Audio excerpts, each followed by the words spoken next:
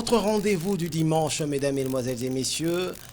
Bienvenue dans votre émission, plutôt Éclairage. Éclairage, votre émission que vous suivez le dimanche.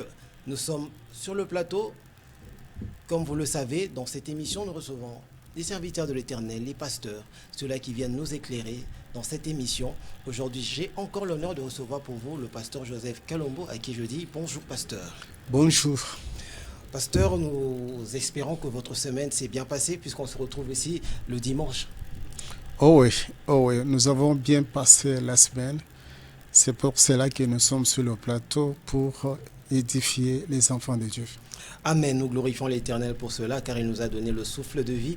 Alors cette émission, comme d'habitude, nous demandons toujours d'avoir la Bible à côté, un carnet et puis un stylo pour noter les versets bibliques parce que c'est que les hommes de Dieu, le pasteur nous dit sur ce plateau, est vérifiable dans la Bible. Alors, comme vous le savez d'habitude, nous avons ce comportement, cette habitude de commencer cette émission avec une courte prière que je demanderai au pasteur Joseph Kalombo de nous conduire. Ce n'est pas ma parole, c'est la parole du Seigneur. Nous voulons l'inviter afin qu'il puisse nous assister pendant ces laps de temps que nous allons passer en sa présence. C'est la raison pour laquelle nous demandons à tous les bien-aimés qui sont disséminés à travers le monde de s'incliner. Nous allons prier. Mon Seigneur, c'est toi qui es au-dessus de toutes choses. La Bible déclare que les hommes ont parlé de ta part, mais poussés par l'Esprit de Dieu, nous voulons que cet Esprit puisse nous habiter pour que nous puissions parler de ta parole. Je m'oppose contre le force des ténèbres, les puissances dérivées. Je le renvoie dans le lieu aride. Rien que ton esprit puisse nous assister du début jusqu'à la fin. J'ai ainsi prié au nom du Seigneur Jésus-Christ. Amen. Amen. Alors, le pasteur va nous éclairer. Rapidement, dernièrement, vous nous avez éclairé sur quel thème, pasteur ? Nous avons entamé un thème très important, édifiant, un thème qui regorge des notions sur la parole prophétique, sur la parole doctrinale et sur la parole même évangélique, intitulé « Les 12 pierres précieuses qui étaient sur le pectorat d'Aaron ». Quel est l'enseignement que nous pouvons tirer de ça? Donc aujourd'hui, nous continuons l'enseignement. Aujourd'hui, nous continuons l'enseignement. La fois passée, nous avons introduit, on avait déjà attaqué la première rangée avec la pierre des sardoines. Ok, vous pouvez toujours retrouver les enseignements du pasteur Joseph Kalombo sur sa chaîne YouTube, que le pasteur va nous donner l'adresse. Pour ceux-là qui nous trouvent aujourd'hui, vous avez zappé, vous êtes tombé sur Media Business avec le pasteur Joseph Kalombo. Ces enseignements, vous pouvez retrouver ça sur YouTube. Vous pouvez nous donner l'adresse, la chaîne de votre YouTube. Oh oui, la chaîne c'est La Parole Pure TV. S'ils cliquent sur ça, ils auront l'entièreté, n'est-ce pas, de messages que nous avons déjà prêchés et ça sera aussi une grande bénédiction pour eux. Voilà. Alors, pasteur, éclairez-nous aujourd'hui, nous vous écoutons. Parce que nous avons parlé beaucoup de choses la fois passée, c'était l'introduction, parce qu'on voulait circoncire les messages pour dire que les 12 pierres précieuses étaient gravées sur le pectorat d'Aaron. Nous avons présenté, dit qu'Aaron, il était un souverain sacrificateur selon l'ordre aaronique ou bien selon l'ordre, n'est-ce pas, des enfants d'Israël ou bien lévitique. Et nous avons dit que pour le moment, nous sommes dans ce que nous appelons l'ordre de Melchisédek. Et là, on avait évoqué pour présenter aux gens que c'est le Christ qui regorge ce que nous appelons l'ordre de Melchisédek. Mais néanmoins, Satan c'est un imitateur. Il a aussi imité, n'est-ce pas, ce que nous appelons l'ordre selon l'ordre de Melchisédek. Les gens, lorsqu'on parle de l'ordre de Melchisédek, ils croient qu'on est en train de parler du satanisme. Non, ce sont les satanistes qui ont copié pour troubler les enfants de Dieu. Parce qu'on nous présente, c'est Christ qui est le roi de Salem, le roi de justice. C'est lui, en fait, qui dirige ce que nous appelons l'ordre selon Melchisédek. La Bible nous montre que Melchisédek, il était sans père, sans mère, sans généalogie.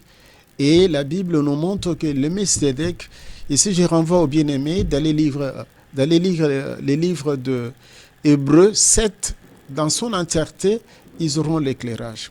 Mais ce n'est pas notre message. Nous voulons seulement montrer que le souverain sacrificateur qui avait les pectorats, qui les portait, et sur le pectorat, il y avait 12 pierres précieuses qui étaient gravées. En fait, il était Aaron. Aaron, il était le prototype de Christ, parce que la Bible nous montre toujours dans les livres d'Hébreux que c'est le Christ qui est le véritable souverain sacrificateur qui a traversé les tabernacles, non pas fait par les mains d'un homme, mais par lui-même. En fait, c'était sa chair qui s'est déchirée. Et pour le moment, on nous dit que l'entrée est libre pour toute personne. Bien aimé, ici, je suis en train d'ouvrir une parenthèse, qu'on ne puisse pas vous tromper que non, c'est moi qui dois faire la médiation. Non, la médiation, c'est lui-même qui est le grand médiateur, qui est l'avocat. Donc, la route est déjà inaugurée. Vous pouvez entrer dans le sanctuaire sans passer par une autre personne. Ici, c'est pour aider parce qu'il y en a d'autres personnes qui disent que non, vous pouvez passer par nous. Christ, c'est un grand maître, il ne faut pas les déranger pour des petites histoires, il faut nous consulter. Non, c'est de la fausseté. C'est lui que nous devons consulter, c'est lui qui est l'avocat et c'est lui qui est le médiateur, c'est lui le véritable souverain sacrificateur. En fait, nous avons expliqué la fois passée pour dire qu'il y avait 4 rangées de 3. Nous avons expliqué les chiffres 4, nous avons expliqué les chiffres 3, mais je ne peux pas encore rentrer en arrière parce que les temps nous impartis, c'est très minime. Mais nous avons attaqué la première pierre. C'était la pierre de sardoine. Nous avons dit que sur cette pierre, il y avait un nom qui était gravé. Lorsque vous allez lire la Bible, votre Bible, vous serez peut-être troublé, mais si vous êtes posé calmement, vous allez lire, vous allez trouver que non, c'est très clair. Le passé, il est dans la bonne direction. Parce qu'en lisant, vous allez trouver que les noms qui étaient gravés sur cette pierre, physiquement, c'était le nom de Ruben. Mais spirituellement, c'était le nom de Joseph. Pourquoi le nom de Joseph? Ici, je renvoie aux bien-aimés d'aller lire les livres de Genèse 49. Vous allez voir, allez lire 2e verset et 3e. Ça, c'est Jacob lui-même qui bénit, en fait, qui avait rassemblé tous ses enfants pour lui dire que non, je veux vous bénir parce que je sens que mon départ est proche. Ses enfants, ils étaient venus tout autour de lui. Il devait commencer par Ruben. Il dit ceci: Ruben, tu es mon premier-né. Tu es ma force. Tu es impétueux comme le vent. Mais Léchite, tu n'auras pas la prééminence. Pourquoi? Parce que tu es monté sous la couche de ton père. Voilà la raison pour laquelle Ruben a perdu les droits d'aînesse. Et la fois passée, nous avons étayé pour expliquer que tout enfant de Dieu qui est en Christ, il est le premier-né. Ce n'est pas moi qui l'ai dit, c'est la parole de Dieu dans le livre d'Hébreux. On dit que nous sommes le premier-né, inscrit dans le ciel, une assemblée des premiers-nés. Tout enfant de Dieu qui croit, qui accepte, qui intériorise la parole de Dieu, il devient un prince, il devient un premier-né, il reçoit la mention, ce qu'on appelle le droit d'aînesse. C'est ce que nous avons dit la fois passée.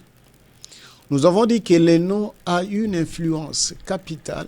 Ça, c'est Yoshua Mashiach qui dit à Abraham, change le nom de ta femme. Il ne faut pas l'appeler Sarai, mais il faut l'appeler Sarah, parce qu'elle sera la mère de multitudes.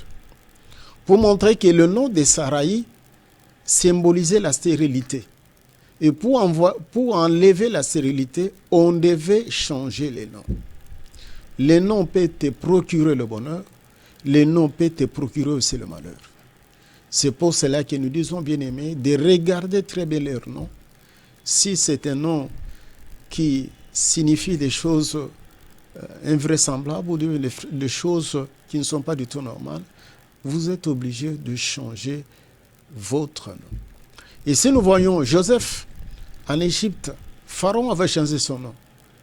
Et le nom qu'il lui avait donné, c'était le nom pour montrer qu'il est au-dessus de toutes choses.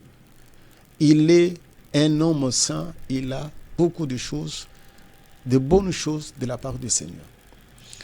Et nous avons attaqué l'élément, le deuxième élément, c'était la couleur. Parce que nous avons dit que nous allons, tout au long de notre enseignement, parler de 3 choses sur chaque pierre. Les noms qui est gravé, la couleur et des paroles prononcées sur les noms qui étaient gravés sur cette pierre-là. C'est ainsi que la fois passée, nous avons parlé de la couleur en disant qu'il y avait couleur de rouge bordeaux. C'est ça la couleur, n'est-ce pas, de la pierre de sardoine. Et c'est la première pierre, parce que la Bible dit qu'il est le premier et le dernier. La pierre de sardoine symbolise le premier. Mais il y a une autre pierre qui symbolise le dernier, c'est jaspe. Mais ici, nous sommes en train de parler uniquement de la pierre de sardoine. Cette pierre symbolise la rédemption. Nous avons parlé de la rédemption dans son entièreté, en long et en large. Nous avons expliqué qu'il y a ce que nous appelons le rachat. On doit vous racheter et non avec de l'argent, parce que d'époque, avant la venue de notre Seigneur Jésus-Christ, les Israélites utilisaient l'argent, la monnaie, pour racheter quelqu'un, ou bien, n'est-ce pas, des brebis pour racheter quelqu'un. En fait, lorsque le Christ est venu, il a complètement accompli ce qu'on faisait dans les sacerdoces lévitiques. Dans les sacerdoces lévitiques, on présentait les monnaies. Mais lorsque Christ lui-même il est venu, il a versé le sang. Le sang symbolise le rachat, le prix du rachat, rançon. Pourquoi? Parce que il est écrit que pour racheter quelqu'un, un Israélite qui était devenu infortuné, pour le racheter, il fallait un proche parent. Or, la Bible nous dit que Christ, il est notre grand frère. Il est notre proche parent. C'est ainsi qu'il a versé le sang qui symbolise la valeur la plus élevée par rapport aux pièces, par rapport au papier qui symbolise la monnaie. Donc, en fait, c'est le Christ qui nous a rachetés de la malédiction, de l'esclavagisme du péché. Il a racheté nos propriétés, il a racheté, n'est-ce pas, nos postérités. Ici, je ne veux pas m'étarder parce que nous avons parlé ça en long, en large, lorsque nous avons parlé de la couleur. Mais aujourd'hui, cette séance d'aujourd'hui, nous allons creuser sur les paroles prophétiques prononcées. C'est pour cela, d'emblée, j'ai dit que cet enseignement nous ramène dans le domaine doctrinal, nous amène aussi dans le domaine prophétique. Ici, on dit les paroles prononcées sur la pierre de sardoine. Mais spirituellement, ce n'était pas Ruben. Ici, je renvoie aux bien-aimés d'aller lire 1 Chronique 5. En partant de 2, vous descendez. Vous allez comprendre on précise maintenant le droit d'aînesse est sur qui. Ici, dans le livre de Genèse 49, on ne précise pas. On dit seulement, on t'a enlevé la prééminence, le droit d'aînesse. Mais on a donné à qui? C'est dans le livre de 1 Chronique 5 où on précise, nous pouvons lire, parce que mais pasteur, il est en train de parler de choses, peut-être il est tenté de nous mentir. Non, nous allons lire.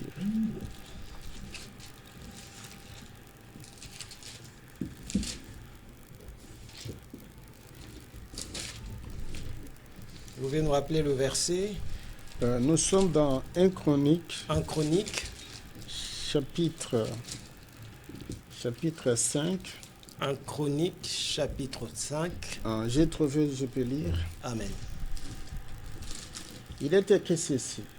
Fils de Ruben, premier-né d'Israël, car il était le premier-né, mais parce qu'il souilla, la couche de son père. Son droit d'aînesse fut donné au fils de Joseph, fils d'Israël. Toutefois, Joseph ne dut pas être enregistré dans les généalogies comme premier-né. Amen. Amen. Ici, nous voyons, effectivement, on précise que Joseph, il était le 11e. Mais parce que l'autre avait péché, il avait commis ce qu'on appelle l'infamie de prendre la femme de son père. C'est ce qu'on est en train de dire ici, parce qu'il était monté sur la couche. La couche qu'on est en train de parler, ça dit qu'il a pris la femme de son père. Quoique cette femme était une servante. Mais du fait que le papa avait déjà engendré des enfants avec cette femme, Ruben ne pouvait pas y aller. Mais comme il avait osé faire cet acte infamie, Jacob, avant de mourir, dit que tu n'es pas le premier. Le droit d'aînesse, je donne ça au fils de Joseph. C'est ainsi que vous allez voir dans d'autres livres, au lieu de parler d'Israël, on parle de Ephraïm et Manassé, qui symbolisent Israël. Pourquoi? Parce qu'ils sont des descendants, n'est-ce pas, de Joseph. Donc pour vous montrer que les noms qui étaient gravés sur la pierre des Sardoines, c'était les noms de Joseph. Et ici, ce n'est pas Jacob qui bénit, parce que nous allons parler aussi des bénédictions de Jacob, mais pour le temps nous imparti, nous allons parler des bénédictions de Moshe, qui bénit Joseph. Il bénit quelqu'un qui n'était plus, quelqu'un qui était déjà décédé, mais Moshe bénit. Et lorsqu'il bénit, en fait, il bénit tous ceux qui sont en Christ. Il bénit des postérités futures. Il parle d'Israël en tant que des descendants physiquement. Il parle aussi d'Israël en tant que, n'est-ce pas, les symboles, n'est-ce pas, des choses divines. Ici, nous pouvons lire. Ok. Ici, je renvoie bien-aimé d'aller lire, vu le temps. Nous allons tenter quand même de parler de ça dans la Bible. Nous sommes dans le livre des Deutéronome. Le livre de Deutéronome. Nous allons lire 33. Deutéronome 33. Vous pouvez lire avec nous à la maison. Et je prends verset 13. Sur Joseph, il dit, son pays recevra de l'Éternel un signe de bénédiction. Un signe de bénédiction, le meilleur don du ciel, la rosée. Je m'arrête un peu là-bas. Ok.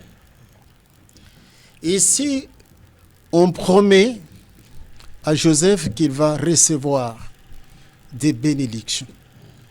Mais on cite que de son pays il recevra de l'Éternel en signe de bénédiction le meilleur don du ciel, la rosée. Je sais que d'une façon schématique, on peut définir la rosée comme étant la vapeur d'eau qui se condense et se dépose en fines gouttelettes. Mais spirituellement, parce que ce qui nous intéresse beaucoup, c'est spirituellement. La rosée, c'est quoi? Sur le plan spirituel. Sur le plan physique, c'est la rosée, n'est-ce pas, qui arrange la terre pour que la terre puisse produire, n'est-ce pas, de fruits ou bien des bénédictions. Mais spirituellement, la rosée, c'est le Saint-Esprit qui doit arroser ton cœur et ton âme. C'est ce qu'on est en train de parler. Or, le Saint-Esprit ne marche pas seul. Le Saint-Esprit marche avec ce que nous appelons les dons. Mais ici, je vais beaucoup m'intéresser aux dons de révélation. Parce qu'il y en a 3 catégories de dons. Il y a le don de révélation, il y a les dons de charisme, il y a les dons divers. Mais je ne veux pas m'attarder sur les 2 espèces, c'est-à-dire les dons des charismes ou bien les dons divers. Mais ici, mais en passant pour votre connaissance, je voulais seulement ouvrir une parenthèse et fermer. Je ne vais pas entrer en détail. Ici, nous avons 5 dons de révélation qui fait même la fierté, qui fait même la beauté même de l'évangile. Nous avons le don des prophéties. Nous avons le don des discernements des esprits. Nous avons le don de parler en langue avec interprétation. Nous avons le don des songes avec interprétation. Et nous avons le don des connaissances, la parole des connaissances. Et nous avons le don de la sagesse. Mais parmi les dons des charismes, nous avons le don de miracles et les dons de guérison, qui sont constitués comme étant les dons des charismes. Les dons qui montrent effectivement que les divins existent. Il y a aussi ce qu'on appelle les dons divers. Par exemple, le don de secourir, les dons de présider une prière. Il y a aussi les dons de chanter, ce qu'on appelle de chanter, c'est un don. En Israël, on avait, n'est-ce pas, hissé ces dons. Pourquoi? Parce que c'est à partir de ces dons qu'il y avait des choses merveilleuses qui se produisaient en Israël. À la bataille, à la guerre, il fallait utiliser les chantres. Et pour faire descendre la gloire de Dieu, il fallait que les chantres chantent. Parce que nous voyons avec le roi David, il utilisait la kidar. Il savait que la kidar, il chantait et les gens étaient guéris, les esprits impurs sortaient. Mais ça sera un autre enseignement. Mais aujourd'hui, nous sommes en train de parler de la rosée, qui est le Saint-Esprit, qui marche avec la révélation. La révélation, ici, bien-aimé, l'associé qui est le Saint-Esprit, marche toujours avec les dons. À titre indicatif, nous sommes en train de parler de dons de discernement des esprits. Pourquoi? Parce que les noms, ce n'est pas pour rien que Dieu savait qu'il fallait renverser, que ça puisse être le nom de Joseph.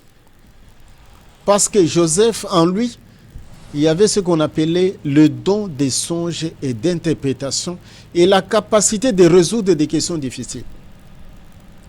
Donc c'est à cela qu'on nous renvoie, que nous devons nous identifier à cette pierre de sardoine. Parce que le nom qui était gravé, c'était le nom de Joseph. Joseph, il avait un don des songes. Il avait le don d'interprétation des songes. Il voyait des songes. Ici, j'ouvre encore une parenthèse parce qu'il y a une grande confusion. La langue française, elle est outillée, elle est complète. En français, on fait la différence entre songe et rêve. Alors, retenez que lorsqu'on parle de songe, c'est un message nocturne que Dieu donne pour un cas précis. Et Joseph possédait ces dons. Pourquoi il possédait ces dons? Parce qu'il y avait l'Esprit de Dieu en lui. Ce n'est pas moi qui l'ai dit, c'est la parole de Dieu, c'est Pharaon qui avait déclaré. Donc en Joseph, il y avait la lumière. Il y avait cet esprit. Cet esprit, c'est l'Esprit de Dieu, le Saint-Esprit. Et il avait la capacité de résoudre des questions difficiles. Il a tout d'abord expliqué les songes. Par après, on lui a demandé comment contourner. Il a donné aussi l'explication. Donc, il avait cette capacité de résoudre des questions difficiles. Ça, c'est Joseph, sur qui les noms étaient gravés sur la pierre des sardoines. Joseph, il avait aussi la capacité de discerner des esprits nous voyons des hommes de Dieu qui n'avaient pas des songes ou bien d'interprétation, mais ils avaient ce qu'on appelle plutôt le discernement des esprits. Et si je prends un cas dans la Bible, avec l'apôtre Paul, il trouve quelque part une femme qui est en train de l'embrouiller. La femme, elle disait de bonnes choses, des choses vraies. Parce que la femme disait que cet homme, c'est un homme de Dieu. Il vous montre la voie et vous devez suivre cette voie. Mais Paul, si c'était vous, si c'était une autre personne, il allait être, n'est-ce pas, flatté pour dire que Dieu me connaît. Mais en réalité, lui, il regardait dans cette femme quel est l'esprit qui est en train de l'inspirer ou bien de parler. Paul, il avait conclu que c'était l'esprit de Python. En fait, la femme était habitée par l'esprit de la divination. Et lorsqu'on a chassé cet esprit, Paul, il était incarcéré avec son compagnon. Pour vous montrer que vous pouvez embrasser des démons, croyant que ce sont des anges. Et si j'ouvre cette parenthèse, je vais la fermer. C'est ainsi que vous voyez pour le moment, il y a la prolifération de ce que nous appelons des prophètes. Mais en réalité, ils ne sont pas des prophètes. Ils peuvent te dire des bonnes choses, des choses vraies, mais ça ne vient pas, n'est-ce pas, du Seigneur. Et même, ils commencent à vous poser la question. Vous voulez que je puisse prophétiser? Non, ça ne se fait pas de cette manière. Parce que c'est un message que l'Éternel te donne pour ta vie, pour ton passé, pour ton présent et pour ton futur. Et si une personne commence à te poser des questions, sachez que c'est un charlatan, c'est un devin. Mais comment déceler si tu ne possèdes pas le discernement des esprits? Paul, il avait déniché. Et fut aussi le cas avec Pierre. Pierre, il est arrivé dans l'église de Samarie, il a trouvé Élumas, qui était tout près de Philippe, qui avait fait longtemps dans l'église, il était même baptisé. Mais en réalité, il restait toujours vipère, un serpent. C'est lorsque les apôtres sont arrivés, ils ont vu que ce monsieur le regardait, comment ils étaient en train de faire le travail. Il a tendu la main avec des pièces de monnaie pour demander qu'on puisse aussi lui donner. Et les autres ont compris que cet homme, quoi qu'il a fait longtemps dans l'assemblée, mais c'est une race de vipères, c'est un serpent. Donc, bien aimé, pour vous montrer qu'il y a la complémentarité dans ce que nous appelons le don de révélation. Dieu ne peut pas te priver le tout, non. Parce qu'il sait que les malins sont là. Des impies sont là. Il sait qu'il y a des loups ravisseurs. On doit vous éclairer.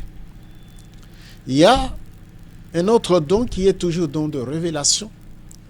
Mais ici, c'est la voix audible qui te parle. C'est la parole de connaissance.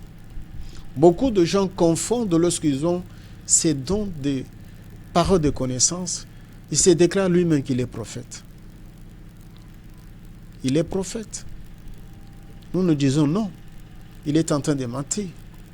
Parce que dans le prophète don ou bien le prophète ministre, il a 3 caractéristiques. Il voit tout d'abord la vision.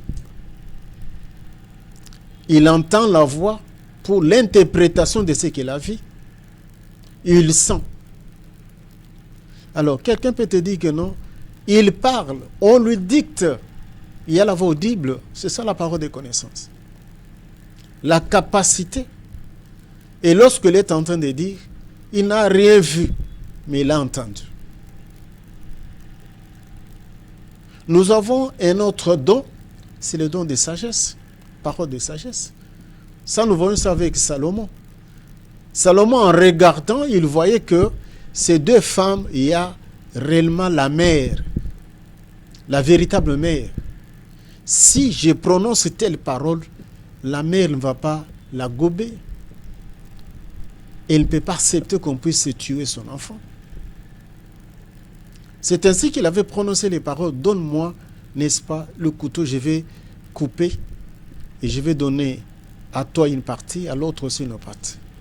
Mais celle qui n'était pas la mère, il a commencé à crier oui, pour que nous puissions, n'est-ce pas, nous deux, perdre. Mais la véritable mère a dit non, laissez, donne à cette femme, comme ça, un jour je peux voir mon enfant. Bien aimé, ce sont les choses qui arrivent lorsqu'on possède la rosée, lorsqu'on a ce que nous appelons le Saint-Esprit qui marche avec les dons.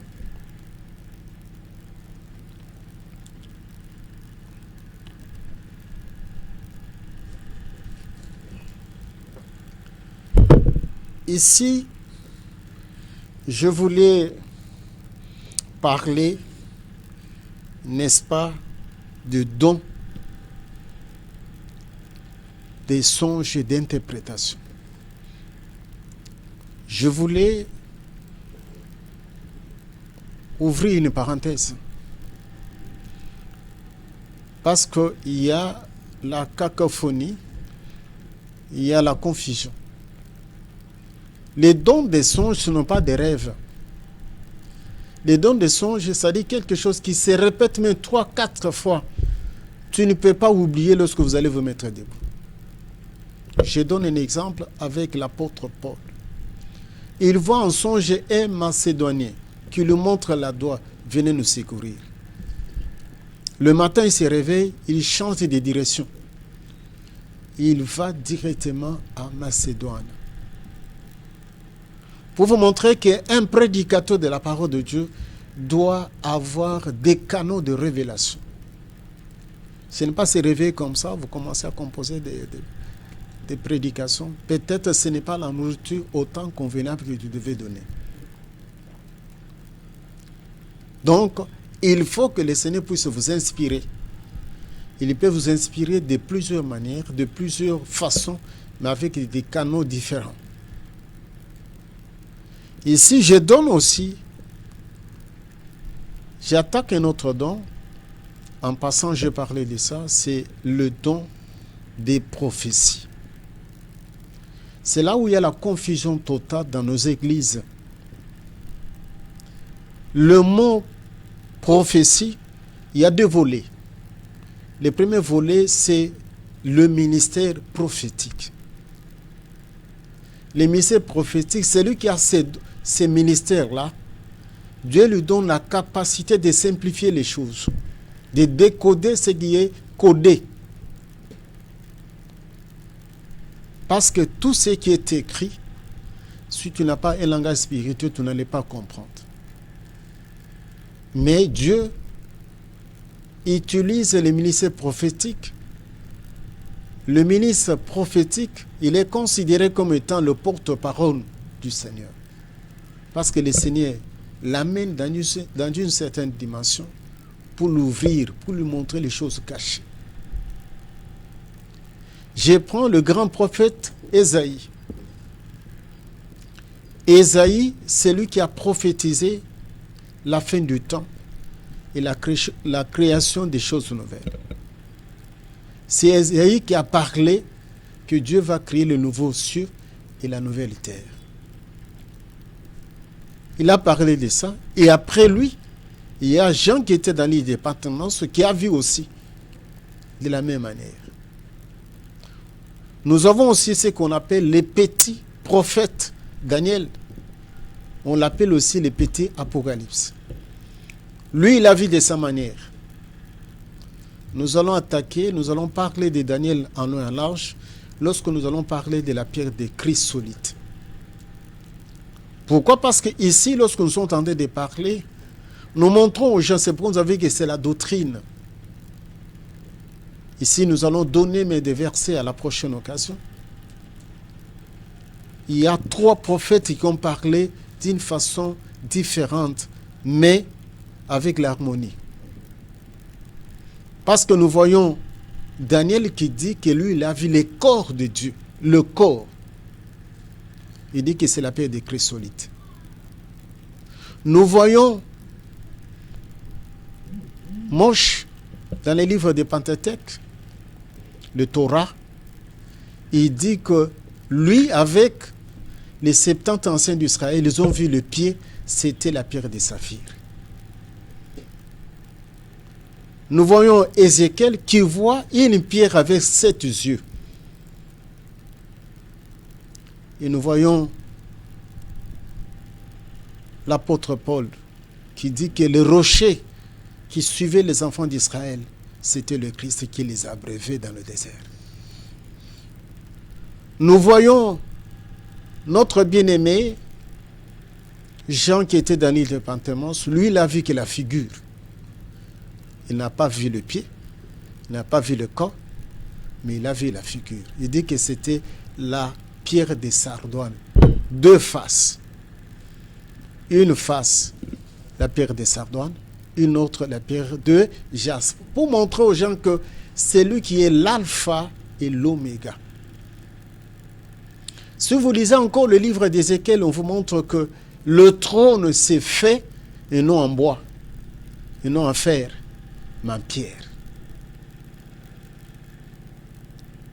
Donc pour vous montrer que celui qui va s'asseoir sur le trône qui est fait en bois, qui est fait plutôt en pierre, une pierre précieuse, et lui-même il est la pierre précieuse. Bien-aimés, c'est pour cela que nous allons attaquer ce que nous appelons l'associé qui marche avec les dons. Ici, nous allons parler du don de prophétie. Les dons de prophétie, j'ai parlé du ministère. Les dons de prophétie, on donne à la femme comme à l'homme. La femme peut avoir le don des prophéties. Mais la femme ne peut pas avoir le ministère prophétique. J'avais dit ça la fois passée, qu'on est, lorsqu'on vient au monde, on est déjà ministre. Ici, c'est pour montrer les gens qui sont tentés de s'hasarder, ils créent des écoles, après, ils donnent les diplômes aux gens, ils sont tentés de faire l'ordination. Non, c'est de la fausseté. Cher pasteur, lisez très bien la Bible.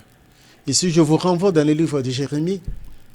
On dit à Jérémie qu'avant que tu puisses sortir du sein de ta mère, tu t'avais consacré ministre. Ce que vous êtes en train de faire, c'est le charnel. Vous ne voulez pas lire, ou bien vous êtes de l'autre côté. Vous êtes en train de torpiller la parole de Dieu. Ça, on dit à Jérémie.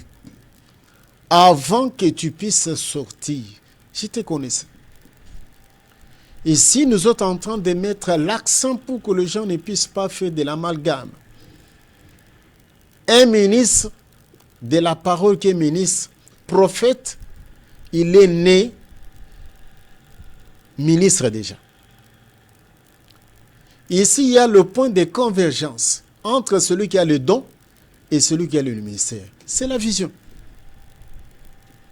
Ici, je prends le prophète Ésaïe. Il dit, moi, un impie, j'ai vu les Très-Hauts. Qu'est-ce qu'il avait vu? Il avait vu le Seigneur assis sur son trône. Il a commencé à trembler, je vais mourir. Le Seigneur l'a envoyé un ange avec une pierre pour le purifier. Donc pour vous montrer que Ésaïe n'était pas seulement un prophète don, il était un prophète ministre. Ésaïe, il a porté la parole prophétique, il a parlé sur le temps de la fin. Il a parlé sur le jour du Seigneur. C'est Ésaïe. Ésaïe, de bout en bout, celui qui a montré que le Christ, c'est lui le Dieu. Ici, je renvoie aux gens à les lire. Ésaïe 53, l'entièreté. Vous allez voir que Ésaïe dit que Dieu, le Christ n'était pas beau. Contrairement aux gens qui sont tentés de faire des images dans leur maison. Il y en a ceux qui ont battu même des doctrines. Dans les églises, il y a la photo du Christ. C'est les mensonges. Nous n'avons pas peur de le dire. C'est les mensonges. Parce qu'Ésaïe dit qu'il était défiguré, un homme de douleur. Il était laid. Vous voyez, les gens montrent toujours le Satan, quelqu'un qui est vilain. Mais c'est faux. Il y a un autre prophète qui a présenté réellement Satan. Il est très beau, très beau. La beauté, c'est son apanage. On dit qu'il est beau. Mais lorsqu'on présente, lorsque les autres qui partent de l'autre monde, ils nous ramènent des faussetés, ils nous mentent. Mais des prophètes, ministres, ils voient aussi des visions. Et ici, je suis en train de parler de dons de prophétie qui marchent de pair avec d'autres dons de révélation. La femme peut avoir. Il faut encadrer nos mamans, il faut encadrer nos sœurs qui ont ces dons-là. Ils confondent, ils créent une église. Pourquoi? Parce qu'elles voient. Pour le don des prophéties, la Bible dit qu'il ne faut pas laisser une seule personne prophétiser dans une église. Il faut qu'il y ait 2 ou 3. Pour si quelqu'un donne, un autre est en train aussi de vérifier. On dit qu'il faut aspirer aux dons meilleurs. Les dons de révélation. On dit si quelqu'un entre dans votre église, qui vous trouve, vous tous, vous êtes en train de parler en langue, sans interprète, on va vous considérer comme des fous. Mais si quelqu'un entre, on dévoile le secret de son cœur, il va s'incliner, il va dire que certainement Dieu est avec vous. En principe, ici, nous sommes en train de dire ceux qui ne veulent pas que ces dons-là puissent, n'est-ce pas, fonctionner au sein de leur assemblée. Non, ce sont des sorciers. Ces gens ont remplacé ces dons-là par ces papas, daddy maintenant qui parlent. Un daddy qui s'improvise comme ça, il devient prophète. Mais en réalité, il n'est pas prophète. Il embrouille seulement. Parce que c'est dont on dit aspirer. C'est-à-dire que vous devez demander pour que le Seigneur puisse vous donner. Puisse vous donner. Ici, je pense, on s'arrête à ce niveau-là pour les dons de révélation. Je voulais rentrer dans Deutéronome. Je ne sais pas le temps. Oui, il nous reste 5 minutes. 5 minutes. Oui. Je pense que je vais prendre quelque chose pour aider les bien-aimés.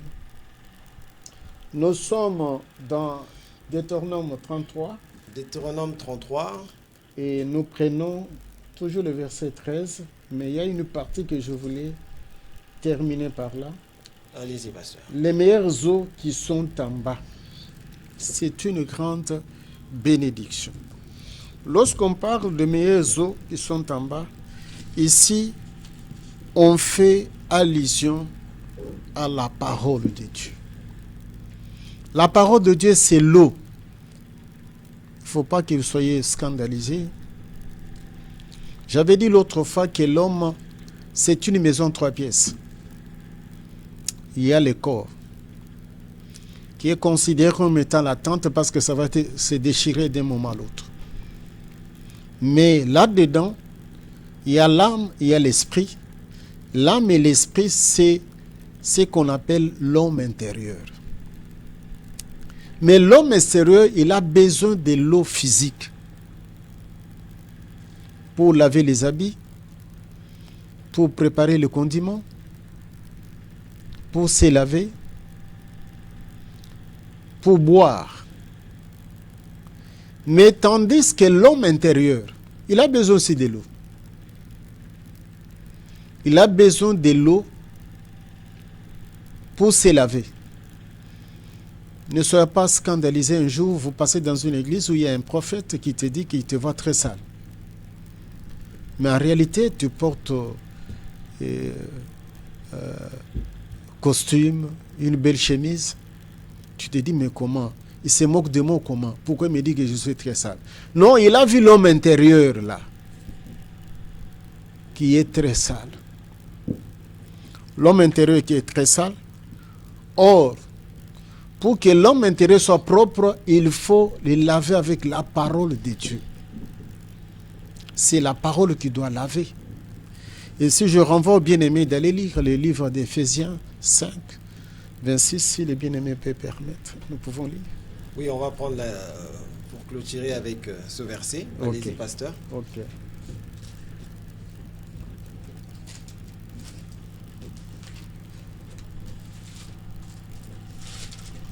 Vous pouvez toujours nous envoyer vos questions par le numéro qui est affiché. Hein. Et si vous avez des préoccupations, vous pouvez contacter le pasteur. Son numéro sera affiché tout à l'heure. Je suis en train de lire. Je suis dans le livre de Éphésiens 5, verset 26. Afin de la sanctifier en les purifiant, en la lavant par l'eau de la parole. Parce que tu peux te dire, mais pasteur, il est en train de nous mentir. Ce qu'il est en train de dire, c'est vrai. C'est écrit dans la Bible. C'est écrit dans la Bible. La parole de Dieu, c'est ça, c'est qui lave. C'est qui purifie ton âme. Et si nous entrons dans un élément, il y a deux choses importantes. Nous allons parler de la purification et de la sanctification.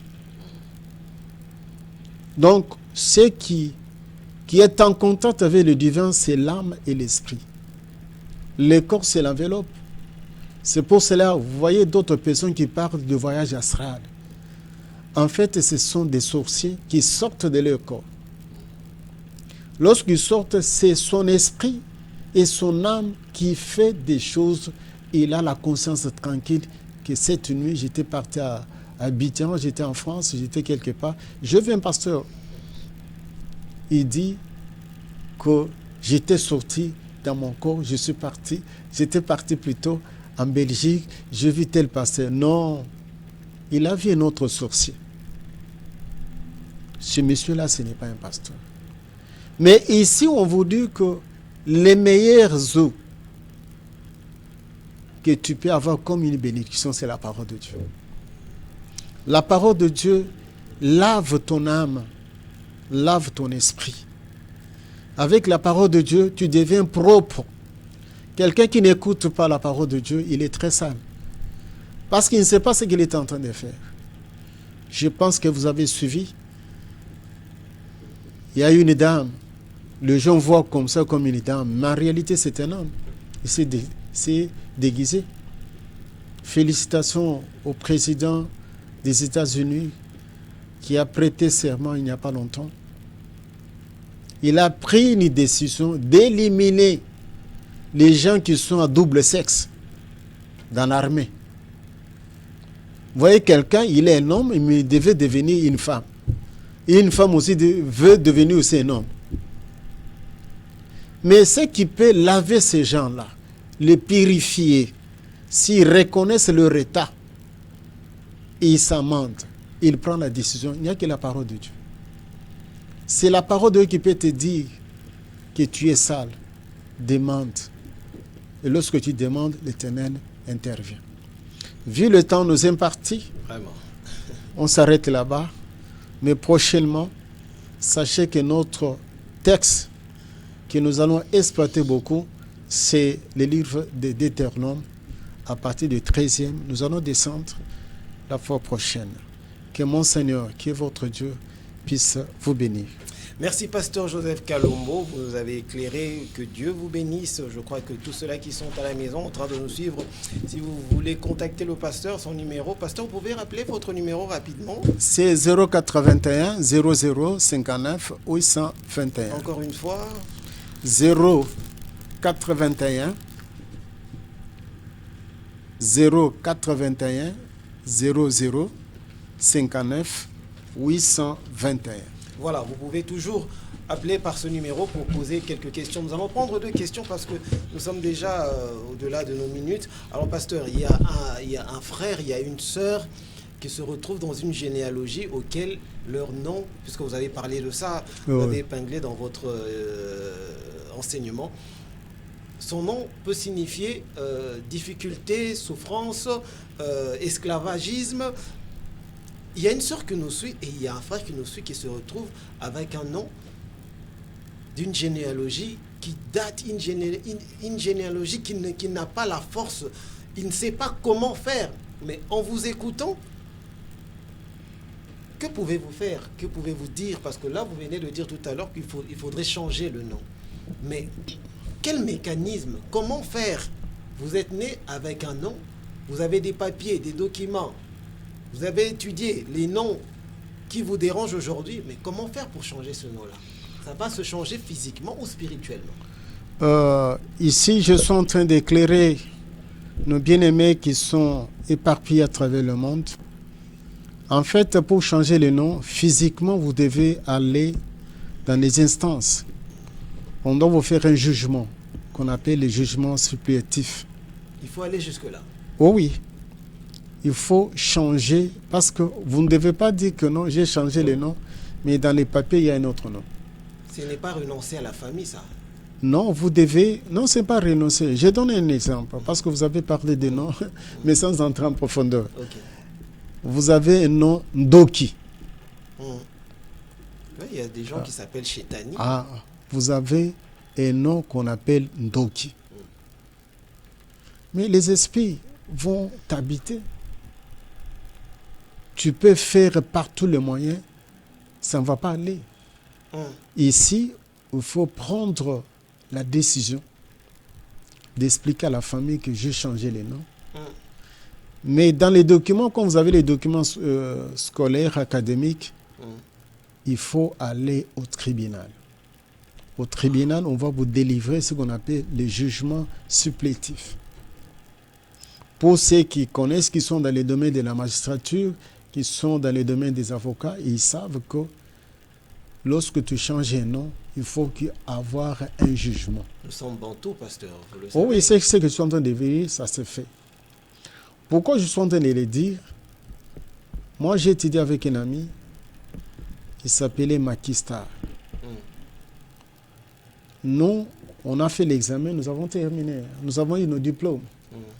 Lui, il a repris. Et ce n'est pas la première fois, c'est répété. Un homme de Dieu lui a dit que non, il faut changer ton nom pour que tu puisses avoir les diplômes. Il a changé à partir de l'école primaire jusqu'au secondaire, mais avec un jugement. Et lorsqu'il a présenté, il a eu son diplôme. Pour le moment, il a terminé l'université. Donc vous voulez dire que ce nom-là lui liait quelque part? Oui, aussi. Le nom signifiait quelque chose de n'est pas, de quelque chose qui n'est pas du tout agréable. Ok. Parce que ici, je te donne un exemple. Je suis Louba. Ok.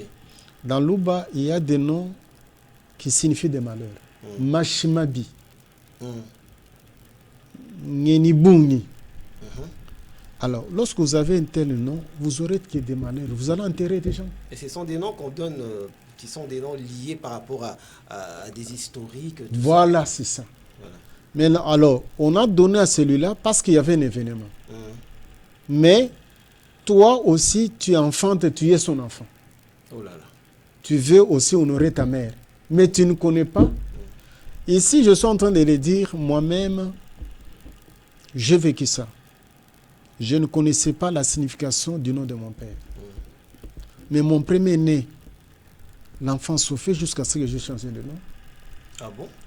Son nom, c'était Kassenda. Mon père, il s'appelle Mubulai Kassenda. Mubulai ni kolbani bozanga ye. Kassenda lobani ni poto e kaugakate. Lorsque je suis ça, j'ai changé le nom de l'enfant, je lui ai donné Mwambanzambi Kalombo. Et vous-même, vous portez ce nom-là aussi? Ah ouais. Mwambanzambi, ça veut dire quoi? C'est que Dieu voudra pour lui. Okay. J'ai changé. C'est un enfant qui balbutie, qui ne parle pas bien. Il a été combattu lorsqu'il était dans le ventre de sa mère. Il est sorti, on a coupé ce qu'on appelle les fils là, plus de 3 fois. Il a commencé les études avec un grand retard par rapport à ses petits frères. Mais cet enfant qui ne parlait pas très bien, celui qui avait reçu à cette époque-là dans leur école, il était le seul lauréat section commerciale. On m'a dit que nos pasteurs, tu prierais. Vraiment. Bon, pour ceux-là qui se retrouvent dans des situations comme ça, vous allez contacter le pasteur. Il va vous orienter par rapport à la grâce du Seigneur. Vous saurez comment vous en sortir. Pasteur, dans quelques secondes, cette question vraiment fait polémique. Que représente le peuple Israël dans le christianisme ou chez les chrétiens? Ici, je voulais éclairer le bien-aimé parce que notre mission est intitulée Éclairage.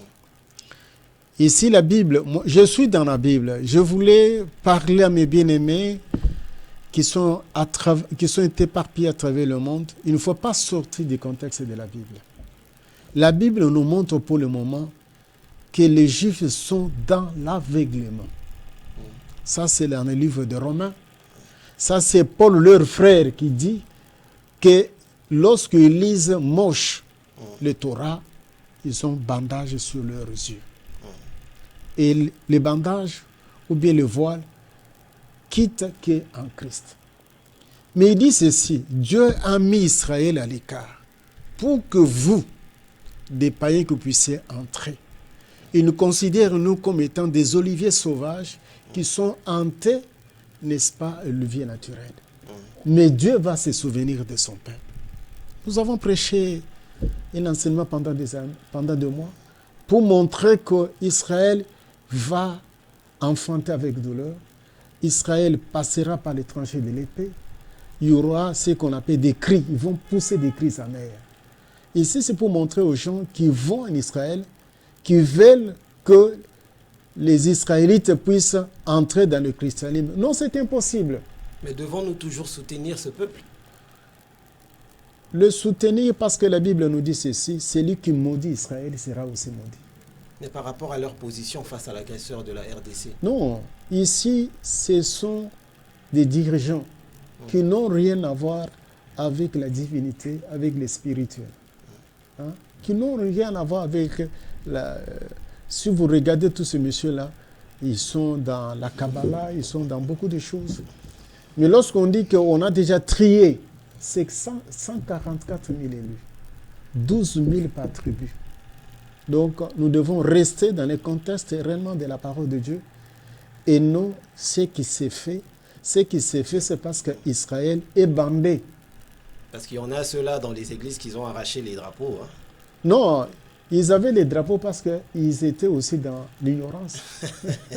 Nous avons parlé l'autre fois ici. On a parlé de ça, les images, tout ça. Le temps nous fait défaut. En tout cas, merci pasteur. On va, je crois que à la prochaine occasion, nous allons encore essayer d'en parler tout petit peu pour donner encore beaucoup plus d'éclairage. Parce que ça fait polémique. Il y a ceux-là qui rejettent le peuple d'Israël, tout ça. Donc, on va essayer d'en parler prochainement. Alors, c'en est fini pour ce numéro. Il y a un programme pour l'église, pasteur?